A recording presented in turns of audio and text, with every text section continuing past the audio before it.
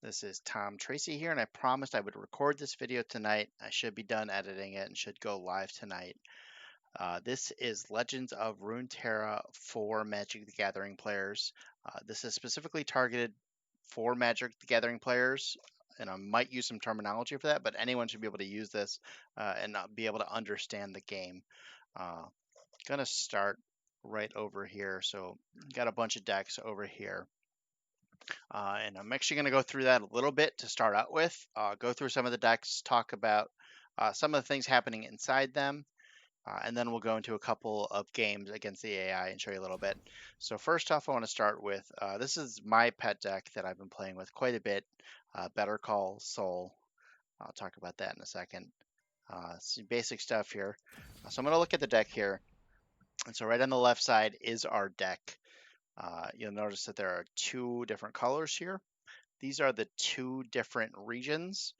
Each deck can only be up to two different regions. Sometimes you can have one, but think of these as different colors. So it can be two different colors, like in Magic here. And you'll notice that at the bottom here, there's only 40 cards in a deck, and that's because there's no lands in the deck. You get 1 mana per turn, no matter what. With a bit of a twist on it, similar to like Hearthstone, if you've played that or have heard about it. But there's a really neat twist that I think works really well for the game and really helps balance the game out a bit. You also see a 6 out of 6, and these are 6 champions. So you can actually have up to 6 champions in your deck as well. Some decks will run 0. It's pretty rare. Some decks will run 3 because you want to be drawing a specific champion, and there's ways to get that champion out. But this is a typical deck. It's running 6 champions. You also see a 3 on the right side. You can also only have 3 of any of the same card in your deck. As compared to Magic, where you can have 4. There's only 40 cards, so you can only have 3. I think it actually ends up being more consistent because you only have 4 cards in your deck. But that's just a little small change between Magic and Legends of Runeterra. Let's talk about these champions here. So champions are cards that actually level up once you kind of complete a certain thing.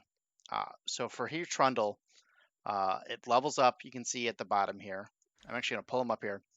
It levels up once I've seen you play an Ice Pillar. So that means it has to be in play for I've seen you do something and play an Ice Pillar. And you notice that when I'm summoned, or when I summon to the board, I create an Ice Pillar in hand. And what's really nice is you can right click on any card and it'll show you all of the things to do with that card. So just right over here. So when you play Trundle, you get an Ice Pillar. And Ice Pillar is an 8 mana cost card. When you play it, it refills 8 mana. So it's actually pretty nice in that once you get up to 8 mana, it's free, but you can't play it before 8 mana. Once you play it, and once the round starts, you're going to give the strongest enemy vulnerable this round. Another nice thing is you can just hover over anything and it'll tell you exactly what it means.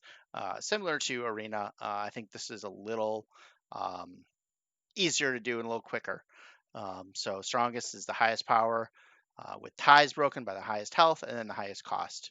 And then vulnerable is a keyword, means this enemy can be challenged this unit, forcing it to block. So you get to choose to block a vulnerable troop or ally, as you call it. So we're at Trundle here, 5 mana cost, 4/6. It's very similar to Magic, attack and defense, but it also has regeneration. So like in Hearthstone and other card games, and unlike Magic, the health on allies typically don't regenerate every turn. So you could do 3 one turn, 3 to another turn, except the fact that Trundle has regeneration and that it heals fully at the end of each round. That's not typical. Very few cards have regeneration, but you will see them. And Trundle is definitely the most well-known of them. So what happens when it levels up? So once you play an Ice Pillar, and Trundle's on the board, which means I've seen you play an Ice Pillar, it levels up into Trundle. And what that means is it boosts its stats a little bit. And then it gets a new effect when you attack. So it grants +1/+0 for each 8+ cost card you behold. So Ice Pillar is guaranteed one 8+ card. And Behold is just something I have in play or in hand. And that's actually a little bit different than what you can do in Magic. You would have to like reveal all the 8+ cost cards in hand to be able to make this effect practical in Magic. But that's just like a neat little thing, and one of the things that Legends of Runeterra can do because it's a completely digital client. I'm obviously not cheating because the client does it all for me. This is also something, once you level up a champion, all the other champions, all the other Trundle champions in your deck become leveled up. That's why it also has this text, when I'm summoned, create an Ice Pillar in hand.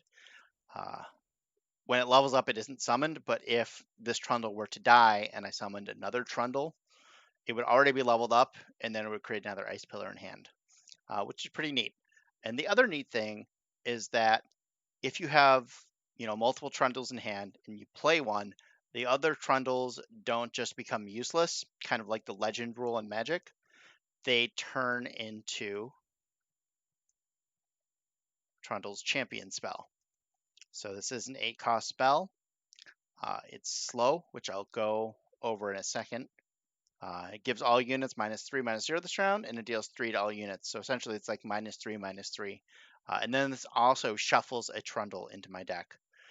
So I don't lose like the second and third champion if I were to play this spell.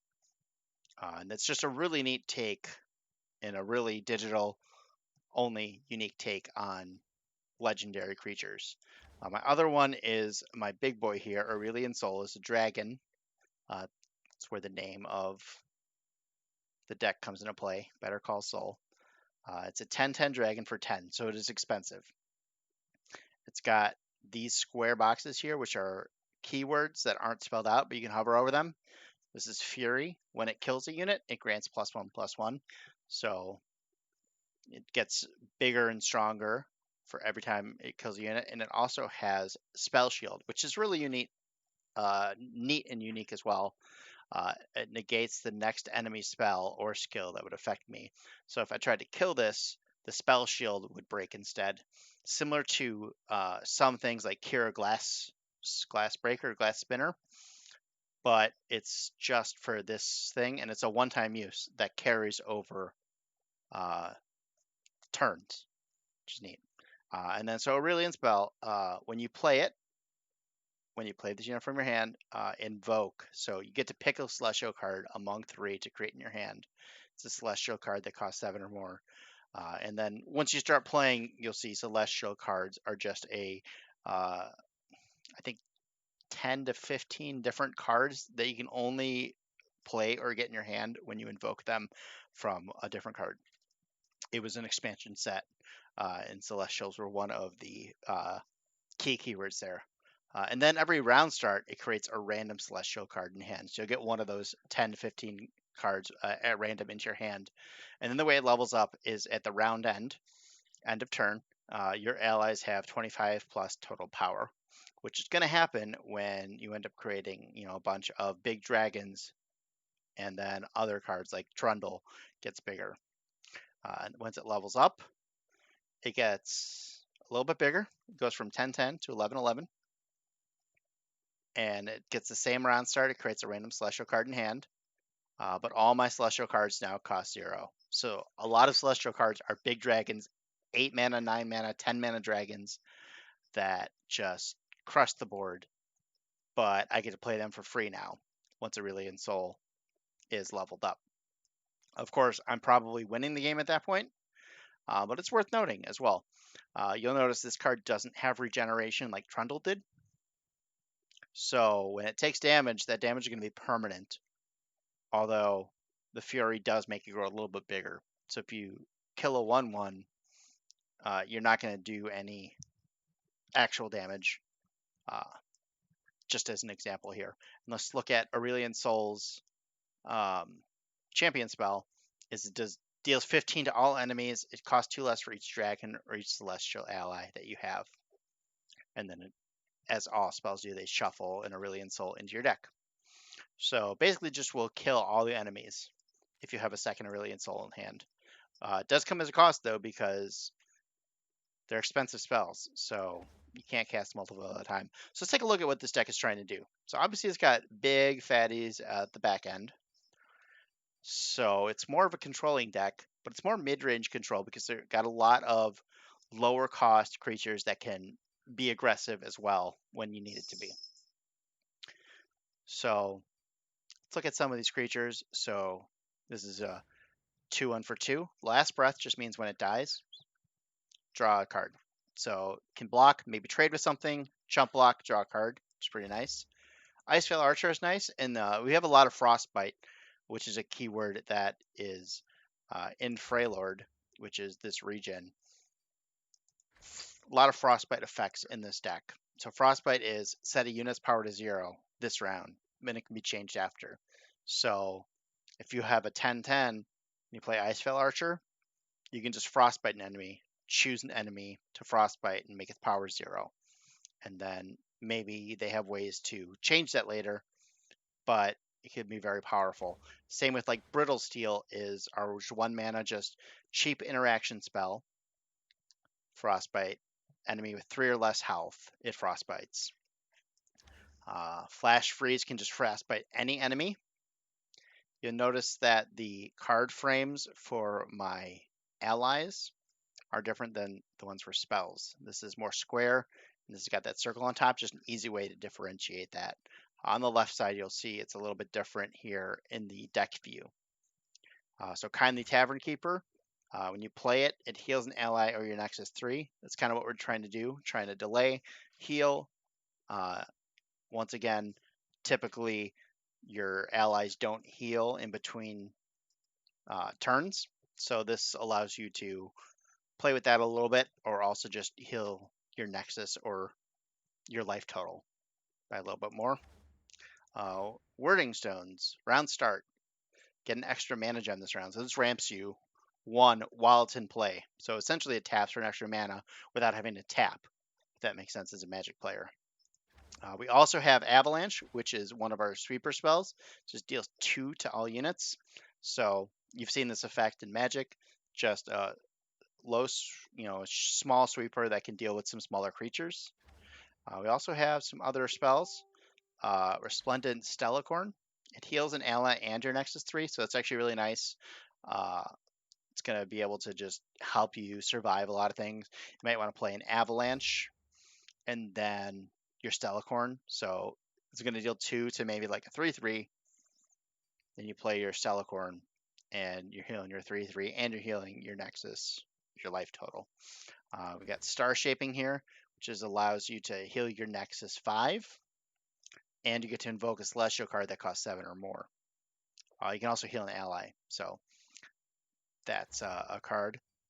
We also have Harsh Winds, which frostbites 2 different enemies. We're up to 6 mana here, though, so it is expensive. And Sunburst is one of our removal spells, so it deals 6 to a unit. Daybreak is a keyword that was also in one of these last sets. You get a bonus if it's the first card you play in a round. And so the bonus is I silence a unit and then deal 6 to it. So you can see silence here. It removes all the keywords, all the abilities, and all the ongoing effects. So if it was buffed, if there were any other type of effects, it doesn't affect damage or the subtype, but maybe there's a 7/7 that it's a 7/7 because they got a +1/+1 ability from somewhere. You can silence it and still kill it with the Sunburst, which is really nice. Let's also talk about the different spell speeds once I got this up here. So slow is like a sorcery spell in Magic. You can only cast it outside of combat and when there's nothing else on the stack, and obviously when it's your priority. And we'll get into priority in a bit too. There's also fast spells. Let me pull one up here that's not in our deck. I don't think I actually have any fast spells. It's right in between fast and burst. These colors actually might not have many fast spells because they're good, but burst is better. There's not any fast spells. So fast spell can be played at instant speed, but your opponent gets to respond to it, and you can't once that fast starts resolving, you can't play anything while it's resolving. It just starts to, once it starts to resolve. Let's talk about burst spells right now too. So burst is it resolves instantly and the enemy can't act before it finishes. So with burst, think of it something similar to split second, but you don't pass priority at any point. So I could cast a burst spell and it's still my priority. And I could even cast multiple burst spells and not give up my priority. So sometimes you'll do this before combat, and then opponent can't interact with it at that point, which is pretty nice. And I'll show that as we kind of go. So that's this deck. This is definitely one of my favorite. Nice controlling deck that can warp into a little bit of a mid-range deck when it needs to be, because it doesn't go quite over the top as some other decks with more dragons and stuff. Let's take a look at another deck that I've been enjoying. Is Ash Kensham here. So we have one overlapping region here. That's Freylord, but it also has Bilgewater here. It's another one. You see Bilgewater, Freylord. There's what 8 different regions right now with different things here. So this one is a little bit different. Let's lead on the champions, because that's really going to be, how your deck is kind of structured here. So we have Ash, who's our Freylord champion, and she does the Frostbite. Anytime she attacks, she'll Frostbite the strongest enemy, which is really neat. And then she levels up once I Frostbite 5+ enemies. It's also going to create a crystal arrow on top of the deck. So here's the crystal arrow. So it's also a neat thing that you can do in this digital card game is it just creates a card on top of my deck. It doesn't put it in a hand. It's not a token or anything. It's an actual card that just goes on top of my deck. What this does is it frostbites an enemy and all other enemies with 3 or less health, and I draw one. It's pretty nice. It's a slow spell, but it's still pretty cool. And then when she levels up, she gets a little bit bigger. She goes from a 5/3 to a 6/4 here. And enemies with 0 power can't block. So this crystal arrow becomes really strong once she's leveled up, because you might be able to just frostbite their entire team and swing out and they can't do anything about it. She also has her champion spell. If she's on the board and you draw another Ash, that Ash becomes that champion spell here.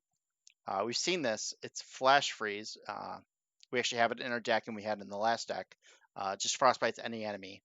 But because of the champion spell, it's just Ash's Flash Freeze, and you shuffle an Ash into your deck. And then it actually works. Ash and any Frostbite effect work really well with our other champion, Tahm Kench. That's our Ash Kensham here. So Tahm Kench is a 4-mana 2/6.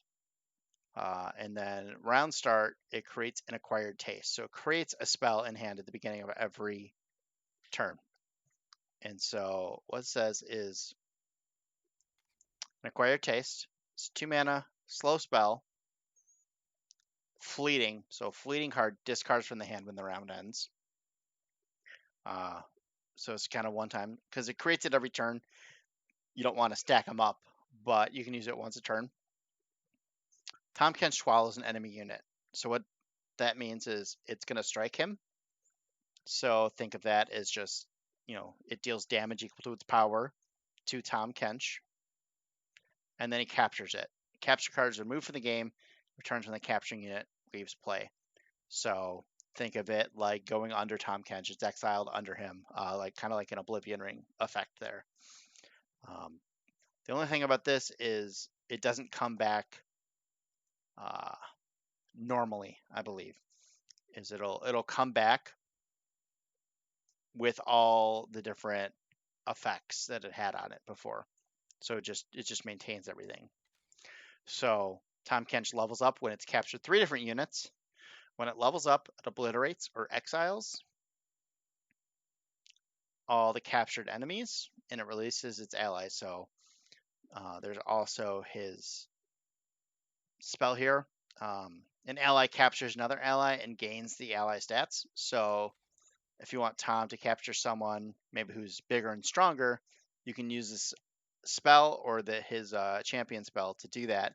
And so it captures a 7/7. All of a sudden, it's a 9/13 here, and it's a big boy. But so when it levels up, it does the same thing essentially. It gets a little bit bigger. It creates an acquired taste every turn, but when it ever attacks, it obliterates the enemies and releases the allies every time it attacks, which is neat. So what you do is just control the enemy board really well. And once again, this acquired taste, the enemy is striking it, but with Ash and with our flash freeze and everything, it makes their power 0. So it strikes Tom for 0, and he just captures it for free every turn, which is pretty neat. It's also has some other fun things. It's got Rhyme Fangwolf, who has an ability called Challenger, where you get to choose which enemy unit blocks it. And whenever it strikes a unit, if I struck a unit with 0 power, kill it. So you flash freeze someone, you frostbite it, and Rhyme Fangwolf just kills it. It's a nice little combo that can basically kill any card. Also have some other synergies like Rhyme Tusk Shaman here. It's a 5 mana 3/3. So it's a little underpowered, but at the beginning of every round, it frostbites the strongest enemy. So it just makes their strongest ally just worthless here. Then some other small things here. When I'm summoned, draw a unit with 5+ power. We only have one unit. That's Ash. So this automatically draws an Ash anytime you play Babbling Bjerg. And then some other things like Omen Hawk, which is a neat one. It's a 1 mana. When I'm summoned, grant the top 2 allies in my deck +1/+1. Another digital card game only. Feel like I've been talking a bit, so I'm actually going to hop into a game here and kind of explain how it goes a little bit here. So we're going to play versus the AI, and we'll start with this Better Call Saul deck. There's a couple other neat things is you can choose your board. I don't have any boards bought right now. Choose your little Guardian. So I'm going to do Arena here. A little kit here. All sorts of different things. Choose your card backs. And then emotes are really neat here. You can choose all sorts of different ones.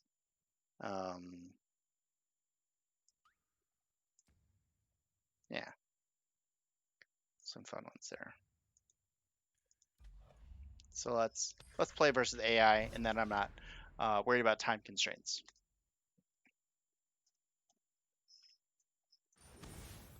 So really nice thing about this game is before the game starts, you can see their region and their champions. So right now this region is Noxus, I believe that is.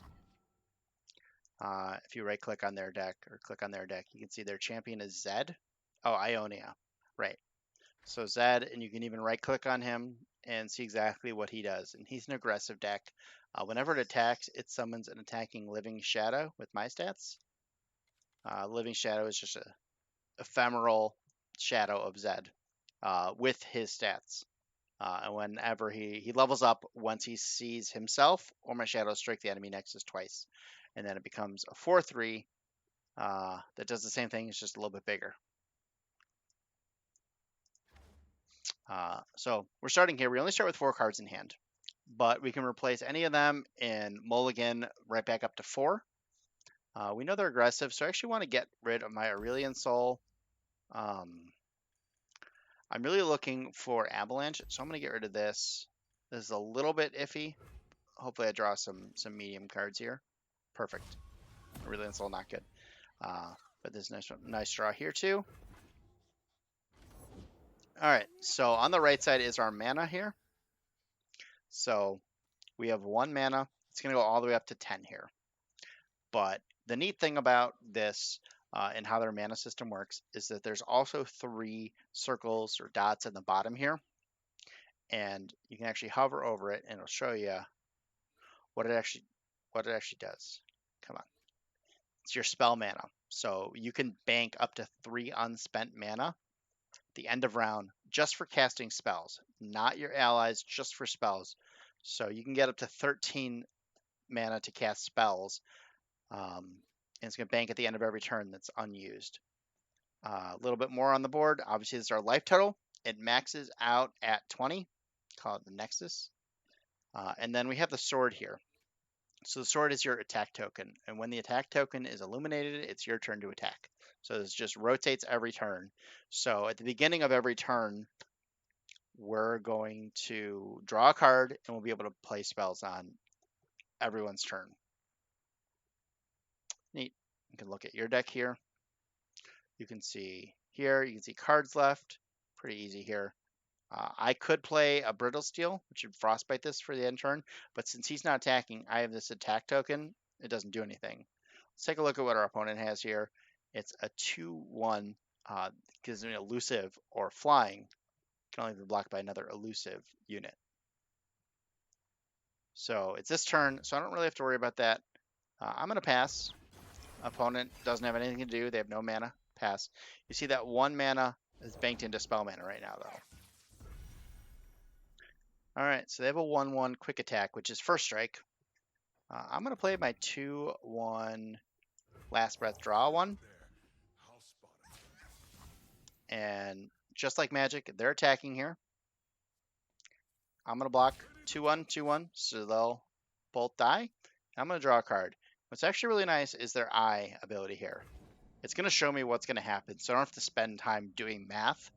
And it'll just show me exactly what's going to happen. You can see on the bottom here, it actually has the card that I'm going to draw. It's not telling me what the card is, but it tells me that I'm going to draw a card. Both of my creature and the opponent's creature is iced out and dead. And you can see that I'm going to lose 1 life. I'll be at 19 life after this. That seems fine to me. So, I'm going to block. I'm going to draw my card. And it's going to go. I don't really have much else to do here. So I'm going to pass. You see they don't have the attack token anymore. It's over here on my side. So I have 3 mana here. I've got 1 spell mana. What can I do here? So I could just pass the round here.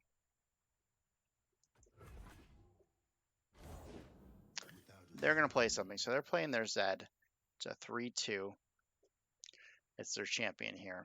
So what do I want to do here? I think actually I want to play a Tavern Keeper. And I get to choose to heal an ally or Nexus. I don't have an ally to heal, so I'm going to heal my Nexus. What can I do here? I can still attack, and what's interesting about the quick attack is it's only when it's attacking. So it's first strike only when it's attacking. So I'm going to attack here, and I'm fine if they block it because their champion is definitely worth a lot more than my 3/3, and if they block with the 1/1, it's so what? Perfect. So I actually have the option. I can Brittle Steel here. This is a burst spell, so I can cast it in combat. I can frostbite an enemy with 3 or less health, but I don't really care. If this dies, this dies. All they have is a 1/1, and I've got a lot of chunky boys coming up, so I'm okay with this trade. I'd rather save this for something that's more important later. And end the round. All right. One of these. This is a 2/3 Allegiance. When it summons 2 1-cost allies from your deck. And Allegiance is when I summon this, it gets a bonus if the top card of the deck matches its region. So I've got a couple of random 1/1s that seem okay. What do I want to do here? I think what I want to do is give my Solari Shieldbreaker. It's got a Daybreak ability. Gives it +0/+4 if this is the first spell I've cast on a turn.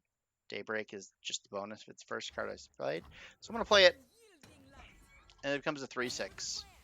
And I can block their biggest one for free. Because it's going to lose that +4 at the end of this round anyway. If I wanted to, I could Brittle Steel something. But I'm okay not doing that.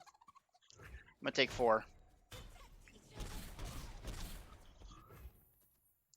And do I want to play the Sentry or not? I'm going to say, yeah, I probably do. Just to bid out the board a little bit. So we're going to end the round here. Now here's a little bit of the really cool decision making in Legends of Runeterra. So it's my priority right now. I could play a spell, but then my opponent gets to play a spell. Or I could do what's called opening on attacks and open on attacks right away. So opponent doesn't get to play any allies or any slow spells. And I think this is what I'm going to do. I'm going to start with this. I'm going to attack here. So, trade here. They'll play something. Recall an ally to summon a living shadow in its place. So the living shadow, that's fine. This is a fast spell, so I can respond to it.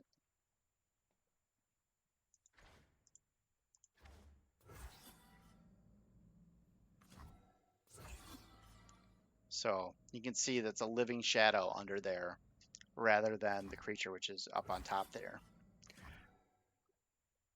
And I think I'm probably fine with that. They're basically trading a spell for this and be able to get their guy back again. The guy is kind of whatever. I think I'm fine with this. So worth noting is once the stack resolves in combat, there's no opportunity to add more to the stack.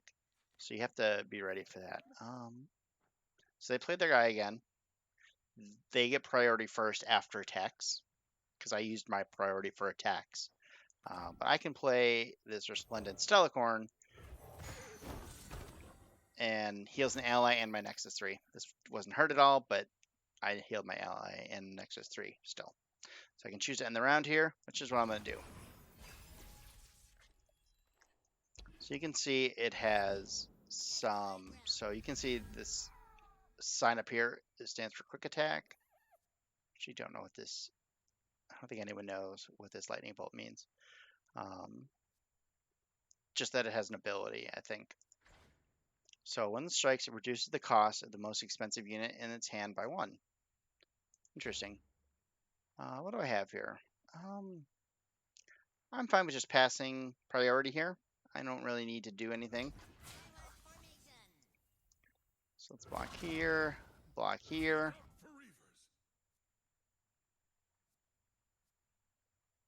Actually, I'd rather block here. This doesn't do anything after it's on board, and this keeps doing things. So Will of Ionia is a recall unit, so it recalls my 4/5, and I can't do anything about that, and that's fine by me. It's not a big deal. This is still blocked, just like in Magic, but now I can play my Trundle, which is going to do fun things. So here's Trundle, and it creates an ice pillar, as you might remember when it starts, or when it comes into play. And I got nothing else, so I'm going to end the round here. Fun things here. Nothing super exciting. I'm going to lead on attacks and see what they do. Looking for this? 2/1. It gives a barrier and life steal. And you saw I didn't get a chance to respond to that because it was a burst spell. So barrier is just negates the next damage. Similar to, I don't remember, the creates a barrier. And then life steal is just life gain, life link. So that's fine. Doesn't really do much to me. 4/4, they gain some life. I can play my Stellacorn and gain life and heal this dude. You see it turned from a red 4 into a white 6, so it's actually not damaged anymore, which is relevant. You see they have 4 mana that's going to turn into 3 spell mana, and 1's going to get burned. I'm going to be in the same spot here. And it's their turn to attack. Once again, let's see. So, it's had the same idea. They have a couple more 1/1s from their deck. They have this. I definitely want to get stuff involved here, and I think Iceveil Archer is what I want. And I'm going to Frostbite this. We're in a pretty good spot. They have a bunch of weak dudes.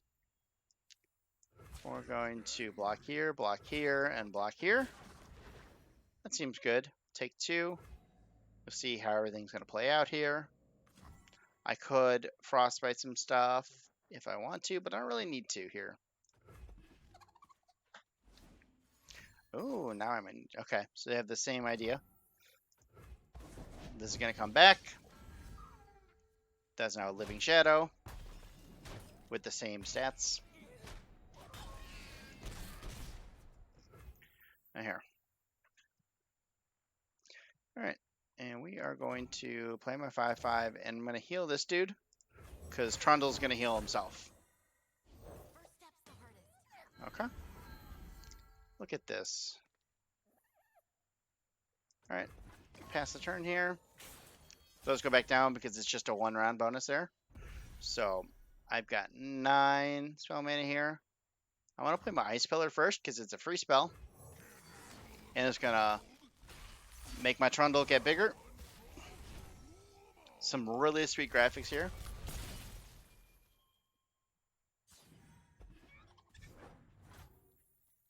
And so what else can I do? So they didn't play anything there, which is interesting. They had the opportunity. They passed back. I definitely want to play my next thing. I'm going to heal an ally, but it's not going to matter. I want to get more stuff on board. So here I have a bunch of attacks to make, and it's actually kind of relevant a lot of time, not every time, but you can choose the order of how it attacks. This one, so this Ice Pillar gave the strongest enemy vulnerable, so I can choose to hook it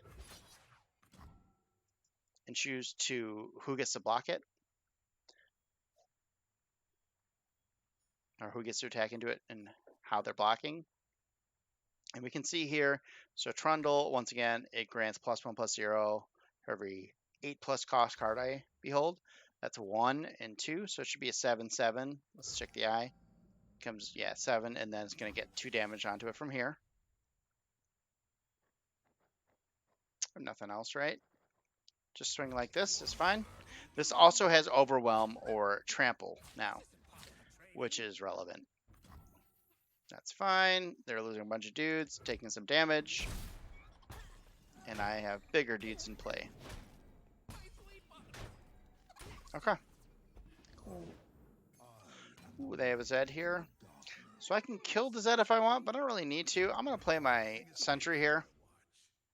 I've got enough blockers for this, where it's not a big deal. This heals, so it's also kind of neat is so a lot of times effects will just grant it permanently, grant the bonus permanently. So this gets +1/+0, almost like counters. It gets bonuses permanently. Support is another keyword. Gives my supported ally lifesteal this round.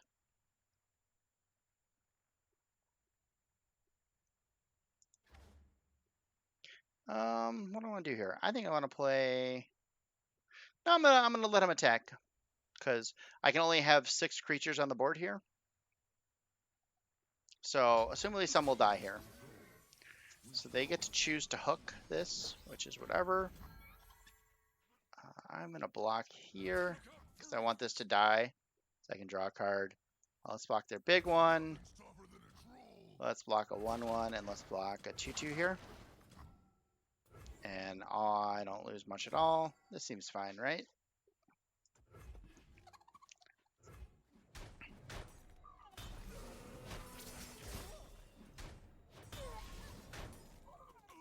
All right. So you see, I just drew a Trundle, but since I already have a Trundle, it turned into Trundle's Icequake here, which is neat. I'm going to play my big old dragon because I'm finally up to 10 mana here. And you could see it's tailing up my ally's power right now is 19. I'm going to add 10, so it's actually going to level up too. So I'm just going to play this guy out here. I get to choose between 3 of these here. I'm going to choose the big ol' dragon, 8/8 for 9 dragon with some sweet abilities. It's got elusive, so flying. It's got fury, and it's got spell shield. Neat. I'm going to pick him up. And then at the end round, he's going to level up. We get some sweet animation.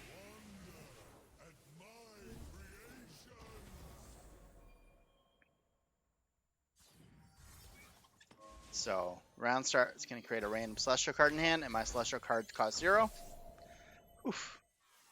So 0/0. So all sorts of things I can do here. So let's just start by playing some cards out. Because why not?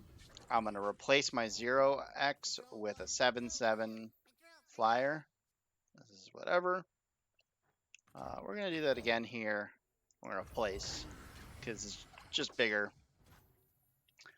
Is there anything else I can do? Not really. Nothing that's really interesting. So here's what I'm going to do. This is vulnerable, and this has overwhelm. So I'm going to... There it goes. Just takes a second. And then we're just going to swing with everything here.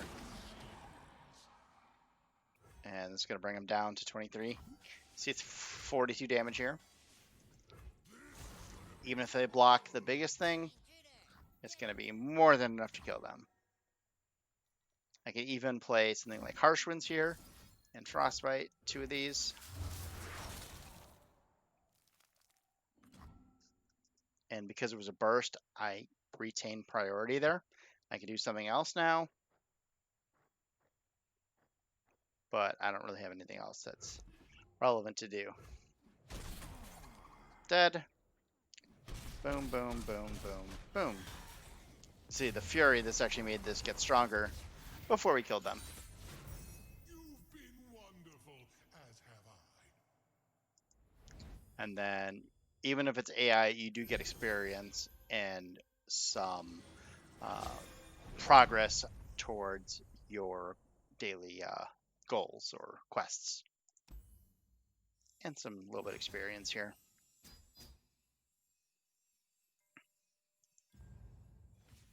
And that is Legends of Runeterra in a nutshell. You could stop there, and I think I'm going to stop there.